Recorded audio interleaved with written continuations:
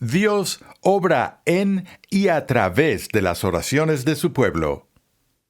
Es porque Dios es soberano que nos entusiasmamos tanto con todo el rol que tiene la oración, porque en su soberanía Él ha diseñado su plan de salvación de tal manera que obrará a través de las oraciones de su pueblo. Y es por eso que la Biblia una y otra vez nos anima, y no solo nos anima, sino que nos ordena a participar de forma activa en la oración.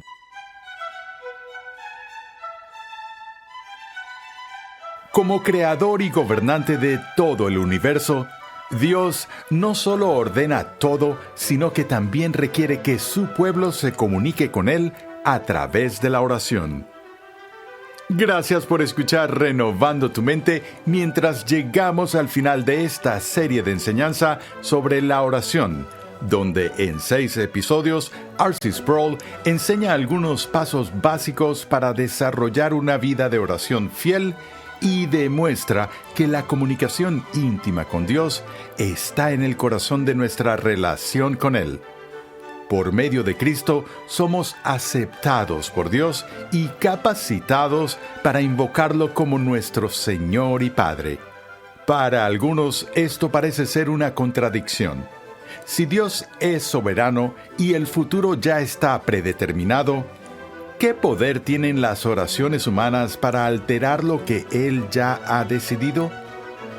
Acompáñame al salón de clases a escuchar al Dr. R.C. Sproul mientras enseña sobre el vínculo íntimo de la oración con la providencia de Dios, diciendo que no solo es un honor y un privilegio hablar con aquel que tiene en mente nuestro bienestar, sino que la oración realmente cambia las cosas. En una sesión anterior de nuestro estudio de la oración mencioné que nuestra vida de oración está íntimamente relacionada con la providencia de Dios. Y dijimos que dentro de la provisión de Dios está el que oremos e intercedamos cuando le suplicamos al comunicarnos en oración. Pero cuando vemos la doctrina de la providencia divina, reconocemos que Dios gobierna todo el universo y todo lo que está en él, y que Él es soberano sobre todo lo que llega a suceder. Y tan pronto como empezamos a luchar con la soberanía de Dios sobre su creación, y de verdad examinamos las sutilezas de la doctrina de la providencia, una de las primeras preguntas que encontramos es si Dios es soberano, y si Él ordena todo lo que sucede en cierto sentido, ¿para qué sirve entonces orar? ¿Por qué debemos orar? En realidad, me hacen esa pregunta todo el tiempo. Y, por supuesto, la respuesta simple, la respuesta fácil, la cual no satisface a muchas personas, es que Dios no solo ordena los fines del universo y de la historia humana, sino que también ordena los medios para esos fines. Y así como Él, de forma soberana, tiene un plan de salvación que está desarrollando en la historia, parte de la forma en la que Él lleva a cabo su plan de redención es a través de la predicación de la palabra. Es Dios quien hace que la predicación de la palabra prospere, pero Él usa ese medio para su fin. Por lo tanto, tenemos la responsabilidad, a la luz de la soberanía divina y a la luz de su providencia, de dedicarnos a la predicación. Lo mismo se puede decir de la oración. Dios obra en y a través de las oraciones de su pueblo. Entonces, no es que el Nuevo Testamento dice Dios es soberano, así que puedes recostarte, apoyar tus pies y tomar una siesta y no dedicarte a predicar, a orar o a cualquier otra actividad. Por el contrario, es porque Dios es soberano que nos entusiasmamos tanto con todo el rol que tiene la oración, porque en su soberanía Él ha diseñado su plan de salvación de tal manera que obrará a través de las oraciones de su pueblo. Y es por eso que la Biblia una y otra vez nos anima, y no solo nos anima, sino que nos ordena a participar de forma activa en la oración. Entonces surge la pregunta, entonces, ¿quieres decir así que la oración cambia la mente de Dios? Me hacen mucho esa pregunta. Veamos eso. ¿Cambia la oración la mente de Dios? Si hacemos la pregunta de esa manera, es obvio que hacer la pregunta sí es responderla. La única respuesta que puedo dar no es tan solo decir no, la oración no cambia la mente de Dios. La única respuesta real que puedo dar a esa pregunta es por supuesto que no. ¿Qué podría estar más lejos de nuestra imaginación que tu oración o mi oración tenga el poder o la influencia para cambiar la mente del Todopoderoso? Pensemos en eso por solo 2 minutos y verán que hacer la pregunta es responderla. Porque ¿qué tendría que suceder para que Dios cambiara de opinión? ¿Qué clase de postura tenemos sobre Dios cuando asumimos que Dios ha elaborado un plan y Él tiene su plan A? Y Él está a punto de implementar este plan que surge de su perfecto conocimiento, de su sabiduría absoluta y de su total justicia e integridad. De modo que es completamente incapaz de tener un diseño malvado y es incapaz de tener un plan tonto. ¿No es así? Entonces, Él tiene su plan A y lo va a implementar y luego, de repente, algo que no anticipó ocurre. Tú empiezas a orar y dices, Dios, ¿podrías por favor cambiar un poco este plan? Preferiría que lo hicieras de una manera diferente. ¿Has considerado esto y has considerado aquello? Y de repente te vuelves el consejero que guía a Dios y consigues que Él cambie de opinión porque lo persuades de que su primer plan no era bueno. O le das información con la cual Él no contaba antes de que hablaras con Él. Piensen bien, ¿qué clase de Dios tenemos si creemos que tenemos que informarle de los detalles de lo que está sucediendo aquí abajo? Las Escrituras nos dicen que el Señor sabe lo que necesitas antes de pedirlo. ¿Cuál es la conclusión? Por lo tanto, ¿no necesitamos molestarnos en pedirle? ¿No es eso increíble? Que el Padre, que lo sabe todo sobre ti, Él conoce cada cabello de tu cabeza, Él conoce cada pensamiento de tu mente, cada palabra, incluso antes de que salga de tus labios, Él sabe lo que vas a decir antes de que lo digas. No hay ningún lugar donde puedas escapar de su presencia. Él te conoce por dentro y por fuera. Él sabe lo que necesitas, pero aún así dice, ven y dime lo que necesitas. Amado, cuando Él hace eso, no es para su beneficio, no es para su educación y no es para su edificación. ¿Para quién lo hace? La respuesta es obvia, ¿no? Cuando nos pide que vengamos y le digamos cuáles son nuestras preocupaciones y nuestras necesidades, nos está invitando a la sagrada presencia del Todopoderoso en el cielo mismo a decir, ven y habla conmigo, para nuestro beneficio. Porque nos alejamos de esa comunicación, de esa experiencia de hablar sobre nuestras necesidades y preocupaciones ante el Señor, animados y en paz, porque hemos estado con Él en esa conversación. Pero no nos adulemos hasta el punto de pensar que nuestra sabiduría es mayor que su sabiduría, o que nuestro conocimiento es tal que podemos darle información que Él no tenía antes. De nuevo, cuando doy este tipo de respuesta a la gente, a la pregunta, ¿cambia la oración la mente de Dios? Cuando digo, no cambia la mente de Dios porque la mente de Dios sabía lo que ibas a orar antes de que lo oraras. Y ese conocimiento lo tenía en cuenta en su plan todo el tiempo. Entonces me dicen, una vez más, eso suena como si todo estuviera programado y no hay razón para orar. Hagamos la pregunta de otra manera. No digamos, cambia la oración la mente de Dios, sino cambia la oración las cosas. ¿Tiene la oración algún impacto en lo que de verdad sucede? Y la respuesta a eso, según la Biblia, es sí. Y no solo un simple sí, sino un por supuesto. Tomemos un momento para ver la enseñanza de Santiago sobre este tema en el 5º capítulo de su libro, empezando en el versículo 13. Leemos estas palabras. ¿Sufre alguien entre ustedes? Que haga oración. ¿Está alguien alegre? Que cante alabanzas. ¿Está alguien entre ustedes enfermo? Que llame a los ancianos de la iglesia y que ellos oren por él, ungiéndole con aceite en el nombre del Señor. La oración de fe restaurará al enfermo y el Señor lo levantará. Si ha cometido pecados, le serán perdonados. Por tanto, confiésense sus pecados unos a otros y oren unos por otros para que sean sanados. La oración eficaz, ferviente del justo puede lograr mucho. Elías era un hombre de pasiones semejantes a las nuestras y oró fervientemente para que no lloviera. Y no llovió sobre la tierra por 3 años y 6 meses. Oró de nuevo y el cielo dio lluvia y la tierra produjo su fruto. Ahora, en primer lugar, tienen que entender algo sobre el tipo de literatura que acabo de leer en este libro. Santiago, el libro de Santiago es conocido como el único libro que encaja en el género o la categoría literaria sapiencial del Antiguo Testamento. Es muy hebreo en su orientación. No obtienes largos argumentos abstractos desarrollados en Santiago. Más bien obtienes en su mayor parte aforismos, declaraciones cortas y concisas que incorporan verdades que se dan sin todas las calificaciones detalladas que podrías encontrar en la literatura didáctica, por ejemplo, en el estilo del apóstol Pablo.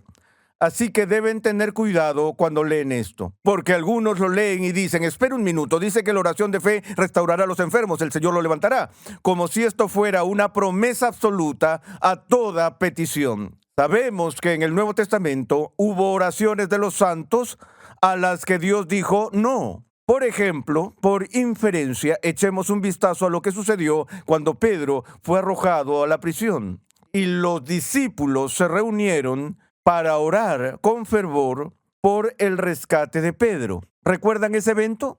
Y mientras oraban, tocaron la puerta. Alguien va a la puerta y abre la puerta y ve a Pedro parado allí. ¿Y qué sucede? Cierra la puerta en su cara. Él dice, el fantasma de Pedro está allá afuera. O sea, que Dios contesta la oración y cuando la respuesta a la oración está justo delante de sus ojos, todavía no lo creen. Pero es ahí donde vemos cómo la iglesia primitiva oró por la liberación de Pedro y Dios le respondió. Pero la misma narrativa nos habla del martirio de Jacobo. Debemos creer que la iglesia, que los primeros líderes de la iglesia no oraron por Jacobo. Se nos dice en las epístolas de Pablo de aquellos que habían estado enfermos y no habían sido sanados. Incluso Pablo habló de cómo había orado varias veces por alivio ante el aguijón en la carne, lo que haya sido, y la respuesta de Dios al apóstol fue que mi gracia es suficiente para ti. Algunas veces Dios dice no, incluso cuando estamos enfermos, pero al mismo tiempo lo que Santiago está alentando es, oigan, entendemos, es un hecho que Dios no siempre dice sí, pero no pierdan la oportunidad. Oren por los enfermos, oren por aquellos que sufren, porque Dios contesta esas oraciones. Dios sana a los enfermos, Él alivia nuestro sufrimiento, pero no se presenta como una garantía absoluta. Si ese fuera el caso, quiero decir, tengan en cuenta que cada cristiano que vivió en este mundo antes de, digamos solo para estar seguros, 1880, ha muerto, porque los cristianos mueren. No solo los incrédulos, sino que los cristianos mueren. Y cuando los cristianos se enferman, siempre hay cristianos que oran por los cristianos que se enferman. Y en algún momento los cristianos mueren. Y eso era cierto para cada apóstol en el Nuevo Testamento. No hay garantía absoluta de que los cristianos escaparán del sufrimiento, del dolor y la enfermedad, lo sabemos. Sin embargo, todavía debemos ser animados porque hay un impacto masivo de esa oración en la que Dios a veces sana a las personas y las restaura y también alivia su sufrimiento. A veces dice sí, a veces dice no. Ahora, una de las cosas que de verdad se interpreta mal en este texto es que Santiago dijo que la oración de fe restaurará al enfermo. Y entonces tenemos toda una teología que brota en la cultura popular asociada con la llamada sanación por fe. De modo que si no eres rescatado de tu dolencia y sanado de tu enfermedad, entonces es obvio que el problema era que no tenías fe. Y si tienen verdadera fe, nunca estarán enfermos, siempre serán curados y demás. Dios siempre quiere sanar. Escuchamos ese tipo de teología. Solo tienen que proclamarlo y recibirlo y todo eso. Eso es una distorsión muy burda del cuadro general de lo que se supone que la oración debe ser y hacer según la Biblia. He tenido personas que me dicen que si oras por alguien y dices, si es tu voluntad, oh Señor, por favor levanta a esta persona, que eso es pecado, que es una afrenta contra Dios decir si es la voluntad de Dios, porque Dios siempre quiere eso. Les digo, espera un minuto, si es una falta de fe decir si es tu voluntad, ¿qué dice eso sobre la actitud de la oración de Cristo en el huerto de Getsemaní? El maestro más grande que tenemos sobre cómo orar es Cristo mismo. Y cuando se vio cara a cara ante su gran pasión, su sufrimiento final, porque ninguno de nosotros puede imaginar lo que era tener la copa de la ira de Dios delante de él. No podemos imaginar eso. Y él, en agonía, sudando gotas de sangre, está sobre su rostro delante de Dios en el huerto de Getsemaní y dice, oh Señor, si es tu voluntad, deja que esta copa pase de mí. ¿Fue ese un acto de incredulidad por parte de Jesús? De ninguna manera. Y se apresuró a añadir, pero que no se haga mi voluntad, sino la tuya. Lo cual también se menciona en Santiago, esas dos pequeñas palabras, Deo volente. No digas que vas a hacer algo la próxima semana o el próximo mes o el próximo año sin decir al mismo tiempo, Deo volente. Si Dios quiere, te veré la próxima semana. Puede que Dios no quiera. Dios puede llevarme antes de ese día, o Dios puede inmovilizarme sobre mi espalda e incapacitarme para que los planes que he preparado para la próxima semana no se lleven a cabo, porque Dios no quiere. Como ven, la oración fiel, la fe verdadera, lo que la fe es en esencia, es confianza. Y la oración de fe es una oración que confía en Dios para el resultado. Incluso si Él dice no. Esto es lo que Jesús nos enseña en Getsemaní. Pero que no se haga mi voluntad sino la tuya. De modo que si quieres que tome esa copa, voy a confiar en ti mientras bebo la copa. Esa es la actitud de Job. Aunque Él me mate, en Él esperaré. Una vez más, volvemos al inicio. La premisa que he estado repitiendo, que cuando oramos, recordemos con quién estamos hablando. Recuerden de quién es aquella voluntad que es soberana. Y la voluntad de Dios no siempre estará de acuerdo con mi voluntad. ¿Y no les alegra eso? Porque si lo hiciera, eso me haría Dios. Y les garantizo que sería un sustituto muy pobre para el que ya ocupa ese cargo. Decir entonces, si es tu voluntad, no es un acto de incredulidad, es un acto de confianza. Confiar en Dios y en su voluntad. Sin embargo, habiendo dicho todo eso, una vez más, Santiago no nos permitirá entregarnos al fatalismo, donde solo decimos que será, será, lo que será, será, y no tengo que estar haciendo oraciones serias. Pero continúa diciendo que la oración eficaz o ferviente del justo puede lograr ¿qué? ¿Todo? No, puede lograr mucho. Y eso responde a la pregunta, ¿cambia la oración las cosas? Sí, un montón de cosas. ¿Sirve para algo? Sí, sirve de mucho. Pero una vez más, él no dice que la oración despreocupada, casual e insípida de una persona injusta sirva de mucho. Es la oración eficaz la que sirve. Y la oración ferviente de una persona justa hablando en términos relativos. ¿Qué con respecto al fervor en la oración? Bueno, no es que tengamos una escala de Richter que mida la intensidad emocional de cada oración, pero el fervor significa orar con cierto grado de pasión. Y esa pasión debe estar en relación proporcional a la severidad de la necesidad y la seriedad de la causa. No se trata de chillar, gritar y de montar un show en la iglesia el domingo por la mañana para exhibir pasión sobre quién va a ganar el partido de fútbol esa tarde. No. La oración apasionada debe cuadrar con las necesidades serias y severas. Vemos otro comentario sobre la importancia del fervor de la oración en la parábola del juez injusto, o a veces llamada la parábola de la viuda inoportuna. ¿Recuerdan la historia? Jesús dice que había un juez en cierta ciudad que no consideraba ni a Dios ni al hombre. Y estaba esta pobre mujer que había sido agraviada y llegó a la puerta en búsqueda de justicia. Pero el juez no tenía tiempo para ella. Estaba demasiado ocupado, no quería que lo molestaran con ella. Pero ella siguió llamando a su puerta. Ella seguía pidiendo ser escuchada. Ella persistió en su oración hasta que al final él no pudo soportarlo más. Y solo para quitársela de encima, para deshacerse de esa peste, escuchó su caso y la despidió. ¿Y qué dice Jesús? ¿Cuál es el punto de la parábola? Jesús no dice, bien, al igual que esta mujer molestó a este juez corrupto hasta que al final obtuvo lo que quería, así tienes que molestar al juez injusto que gobierna en el cielo y la tierra hasta que por fin puedas obtener una audiencia. Ese no es el punto. Su punto es este.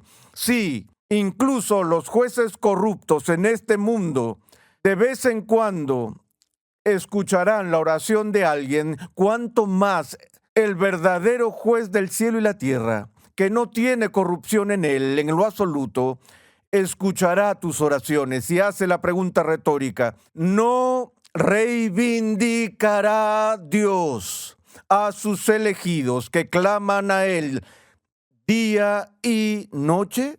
De nuevo, Jesús está hablando de la eficacia de la oración. De hecho, al principio se nos dice, Jesús les contó una parábola para enseñarles que ellos debían orar en todo tiempo y no desfallecer.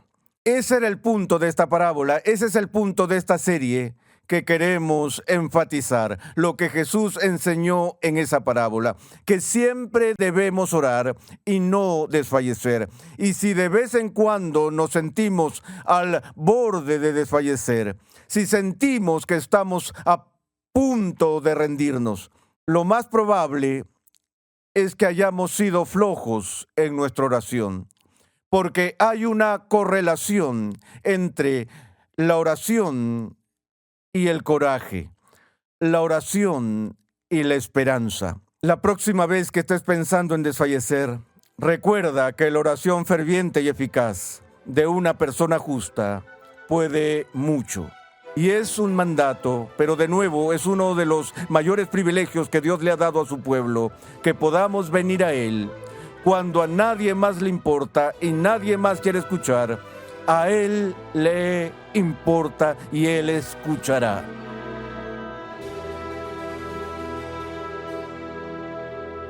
Qué bendición saber que la oración no es solo un mandato. También es uno de los mayores privilegios que Dios le ha dado a su pueblo, porque a Él le importa y Él escuchará. Gracias una vez más por la sintonía en el día de hoy. Te invitamos a visitar nuestra página web renovandotumente.org, donde podrás descargar gratuitamente la guía de estudio de la serie de hoy. Conexión Ligonier ya está disponible. Conexión Ligonier permite a cristianos en crecimiento estudiar en línea gracias a una amplia biblioteca de cursos interactivos en video impartidos por el fundador de Ministerios Ligonier, el Dr. R.C. Sproul, y otros destacados pastores, teólogos y expositores cristianos. Cada curso contiene herramientas de estudio para ayudarte a aplicar lo que estás aprendiendo, incluyendo pruebas opcionales, preguntas de discusión, así como también la facilidad de visualizar tu avance en cada paso. Tienes la flexibilidad de tomar todos los cursos que quieras, cuando y donde quieras y al ritmo que más te convenga. Para más información, visita conexionligonier.com. Hemos llegado al fin de esta edificante serie de enseñanza de R.C. Sproul titulada La oración. En 6 interesantes lecciones hemos visto que aunque algunos han reducido la oración simplemente a hablar con Dios, en realidad, orar implica más que solo una conversación entre dos partes. Debemos reconocer que la oración es efectiva y que es un deber sagrado. Como dice Santiago 5, 13 al 18, ¿sufre alguien entre ustedes? Que haga oración. ¿Está alguien alegre? Que cante alabanza. ¿Está alguien entre ustedes enfermo? Que llame a los ancianos de la iglesia y que ellos oren por él, ungiéndolo con aceite en el nombre del Señor. La oración de fe restaurará al enfermo, y el Señor lo levantará. Si ha cometido pecado, le serán perdonados. Por tanto, confiésense sus pecados unos a otros y oren unos por otros para que sean sanados. La oración eficaz del justo puede lograr mucho. Elías era un hombre de pasiones semejantes a las nuestras y oró fervientemente para que no lloviera, y no llovió sobre la tierra por 3 años y 6 meses. Oró de nuevo, y el cielo dio lluvia, y la tierra produjo su fruto. Sintonízanos nuevamente en esta misma emisora y en este mismo horario y únete a nuestra gran comunidad virtual en las redes sociales.